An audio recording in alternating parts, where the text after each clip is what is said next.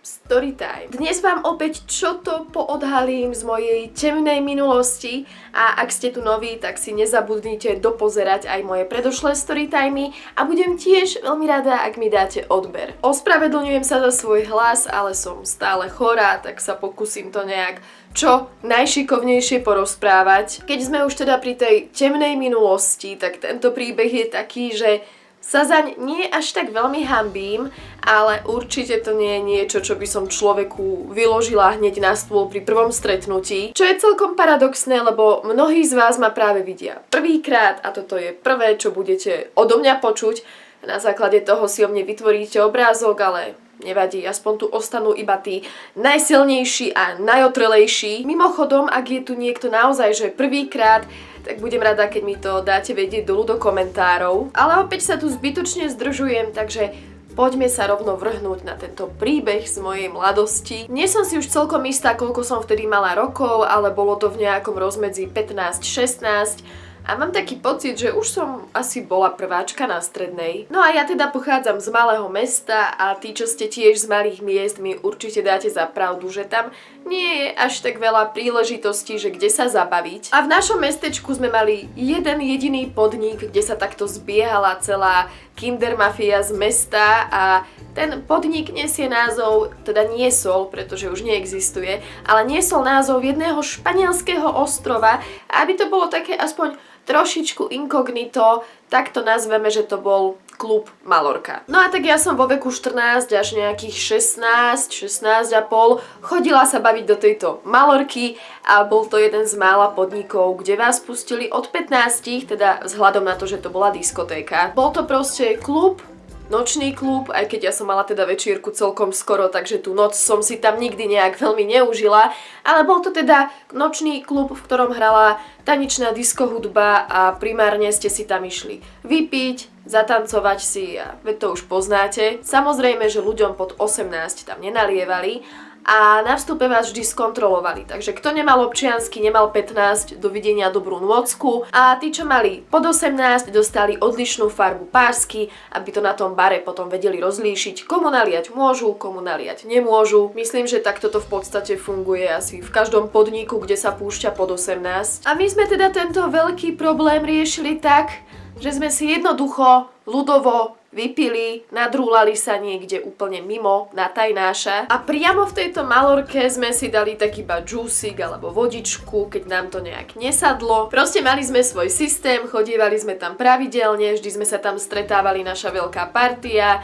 A keď na to tak spätne spomínam, tak boli to také pekné, zlaté tínedžerské časy. A ešte aby som vám vysvetlila jeden podstatný detail, tak predtým, než tam bol tento klub Malorka, bola to taká socíkovská budova, v ktorej sa nachádzalo kino, teda tento priestor bolo bývalé kino. Boxy boli rozložené popri stenách, v strede bol obrovský parket, uprostred parketu bolo také malé pódium a DJ teda hral z takého vyvýšeného miesta, kam sa išlo po schodíkoch, čiže vlastne keď sa pozrel dole, videl pod sebou to malé pódium a po ľavej aj po pravej ruke mal dve zásadné veci, ktoré zohrávajú asi najdôležitejšiu úlohu v tomto mojom príbehu. Totiž po ľavej aj pravej ruke sa nachádzali stripterské tyče, ktoré tam boli určené na akcie výhradne 18+. Tieto tyče boli veľmi špecifické a dovolím si tvrdiť, že aj asi jediné svojho druhu, lebo nikde som už potom také nevidela. Oni boli ako keby vežičky, do ktorých sa išlo po rebríku. Takže keď tam bola nejaká nadupaná, poriadna 18+ akcia, DJ mal po každej ruke tú gogo tanečnicu alebo stripterku, pod ním tancovali ľudia a oproti bol bar a po bokoch sedačky. Dúfam, že som vám to dobre zvizualizovala a viete si to predstaviť. Samozrejme, že to nebolo nič fancy, bolo to akurát tak na tie naše 15-16 ročné požiadavky, ale keď sa tam zažalo svetlo, tak úplná tragédia. Po tme, keď to bolo nasvietené a človek bol podgurážený, tak to tam bolo proste skvelé, to bol proste raj nás 15-ročných house. Určite vám už je jasné, že keď tam zrovna nebola tá akcia 18+, ale akcia pre nás mladších, tak tie tyče neokupovali gogo tanečnice, ale my samozvané amatérske 15-ročné tanečníčky. No a teraz prichádza tá trápna časť, Ešte stále uvažujem, či to vôbec chcem povedať nahlas, ale keď sa tá nálada tak akože fakt vystupňovala, že to úplne stálo za to, tak nie len, že sme vyšplhali po tom rebríčku na tú tyč, ako také posledné chudery, ale ešte sme tam teda aj tancovali v podprsenkách. Teraz si asi polovica ľudí povedala, že však to sa odo mňa dalo čakať a druhá polovica je úplne v šoku a nechce mi veriť, že som niečo také robila. Ale áno, aj ja som sa toho niekoľkokrát účastnila. Viem, že potom, keď som mala frajera, tak som to mala zakázané a strašne som závidela tým dievčatám, ktoré to stále môžu robiť. A priznám sa, aj teraz by som si celkom taký jeden spomienkový tanček hodila. A zároveň teda, ako čo si budeme klamať, je to aj dosť trápne. Nie som na to hrdá, ale snažím sa na tom zasmiať a dúfam, že sa na tom smejete aj vy. A ešte jedna dôležitá, podstatná vec. Na rozdiel od ľudí v mojej partii, od mojich kamarátiek, som mala podstatne kratšiu večierku a podstatne prísnejšiu mamu, takže som sa nemohla tak úplne poflakovať a robiť si čo chcem a musela som chodiť aj skôr domov, čo ma vtedy extrémne trápilo. Ďakujem, mami, pozdravujem, zničila si mi mladosť. V tom zmysle, že teraz ako stará kráva to musím doháňať, ale to je iný príbeh. No a kvôli tomu som sa veľa akcií neúčastnila, alebo som domov odchádzala o mnoho skôr, než sa to nejako rozbehlo, alebo ma teda mama nechcela pustiť, jednoducho vždy tam bol nejaký zádrhel a ja som strašne závidela ostatným, že ich rodičia sú takí liberálni a skoro vôbec sa o nich nezaujímajú. A do toho všetkého ja som teda vždy na svoj vek vyzerala mladšie, zatiaľ čo moje 15-ročné spolužiačky vyzerali, že majú 18, tak ja som nevyzerala ani na tých 15, vyzerala som možno na 12. Čiže si asi viete predstaviť, ako veľmi som sa snažila zapadnúť, ako veľmi som sa snažila byť jednou z nich. Myslím, že moju životnú situáciu v roku 2008 až 2009 som vám opísala celkom vyčerpávajúco, takže poďme už k tomu samotnému incidentu. Nech Boh, Satan aj všetky prírodné sily žehnajú mojej mame, že ten večer ma pustila asi až tak neskôr, neviem, či som najprv musela niečo doma doupratovať alebo niečo také. Každopádne nepodarilo sa mi vychytať včas s mojou partiou. Čiže ja keď som sa vytrepala na autobus z mojej obce, to bol ešte ďalší môj životný defekt, tak oni už dávno boli v Malorke. Nevybavujem si už tak úplne presne, aké bolo ročné obdobie. Asi buď jar alebo jeseň, vonku bolo tak znesiteľne, dalo sa to vydržať.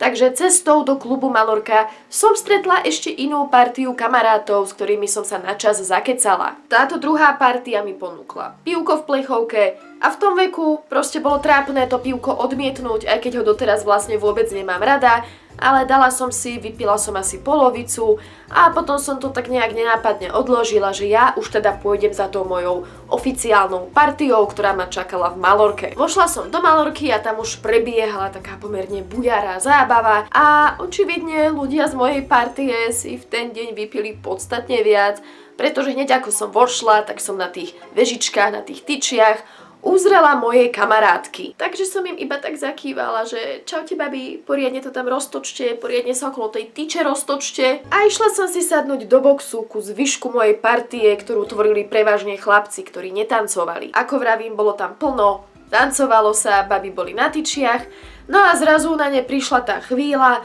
že si vyzliekli trička, tak to s nimi zatočili a ďalej sa oni točili pri tej tyči v podprsenkách. My sme sa dole akože zabávali na tom, že haha, strašne veľká zábava a v tom zrazu prišiel ten bod zlomu. Aby ste to správne chápali, tak toto sa v Malorke nestávalo často a už vôbec nie pravidelne a ja osobne som to nikdy predtým nezažila, takže som ostala v úplnom šoku. No tak tam proste vtrhli fízly, alebo teda pándle, alebo chlpaty, alebo ja neviem, ak ich voláte, Floydi. Pochopiteľne sme s nimi nemali práve najlepšie vzťahy, pretože sme mali pod 18 a holdovali sme alkoholickému opojeniu. Pamätám si to len tak matne v takých zábleskoch, mám z toho stále také Malorka flashbacky. V mojich spomienkach to vyzerá tak, že zrazu tam vbehli jak nejakí ozbrojení kukláči, ale popravde to bolo len pár policajtov. Proste zrazu boli dnu a rozsvietilo sa, vypla sa hudba, ostalo ticho, všetci ostali zamrznutí na tom mieste, kde práve tancovali. No a do toho jeden z tých policajtov, ktorý mi práve prišiel taký najviac hrôzostrašný, ešte zaručal na celý ten klub, že nikto sa ani nepohnite.